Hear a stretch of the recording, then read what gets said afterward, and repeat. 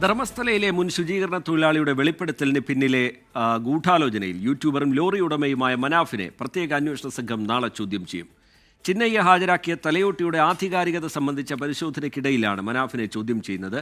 അതിനിടെ മതവികാരം വ്രണപ്പെടുത്തിയെന്ന പരാതിയിൽ മനാഫിനെതിരെ ഉടുപ്പി പോലീസ് കേസെടുത്തിട്ടുണ്ട്.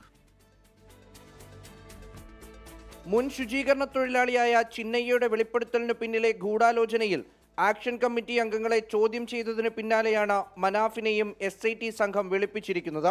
ചിന്നയ്യയുടെ വെളിപ്പെടുത്തലിൽ മനാഫ് ധർമ്മസ്ഥലയിലെത്തി നിരവധി വീഡിയോകൾ ചെയ്തിരുന്നു. ധർമ്മസ്ഥലയിലെ ആക്ഷൻ കമ്മിറ്റി അംഗങ്ങളെ മനാഫ് പലപ്പോഴായി കണ്ടിട്ടുമുണ്ട്. ചോദ്യം ചെയ്യലിന് തയ്യാറാണെന്നും തനിക്ക് ഭീഷണിയുണ്ടെന്നും മനാഫ് പറഞ്ഞിരുന്നു. അതിനിടെയാണ് മതവികാരം വ്രണപ്പെടുത്താൻ ശ്രമിച്ചെന്ന പരാതിയിൽ ഉടുപ്പി പോലീസ് മനാഫിനെതിരെ കേസെടുത്തിരിക്കുന്നത്. 3 ദിവസത്തിനകം ചോദ്യം ചെയ്യലിന് ഹാജരാകണമെന്നാണ് പോലീസ് നിർദ്ദേശം. മതസ്പർദ്ധ വളർത്തി എന്നുള്ളതാണ് എനിക്കെതിരെയുള്ള കേസ്. 2 മാസത്തോളം ഈ FIR എനിക്ക് തരാതെ ഇപ്പം പെട്ടെന്ന് എനിക്ക് ഈ FIR ഇപ്പോൾ കൊണ്ടുതരുന്നു. SIT വിളിപ്പിച്ചിരിക്കുന്നു. ഇതെല്ലാം കൂടി വായിക്കുമ്പോൾ എനിക്ക് ഇതിൻ്റെ കാര്യങ്ങളൊക്കെ മനസ്സിലാവുന്നുണ്ട്.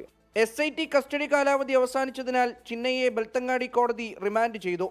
ഇന്നലെ രാത്രിയോടെ ഇയാളെ ശിവമൊഗ ജയിലിലേക്ക് മാറ്റിയിട്ടുണ്ട്. 24 ചെന്നൈ.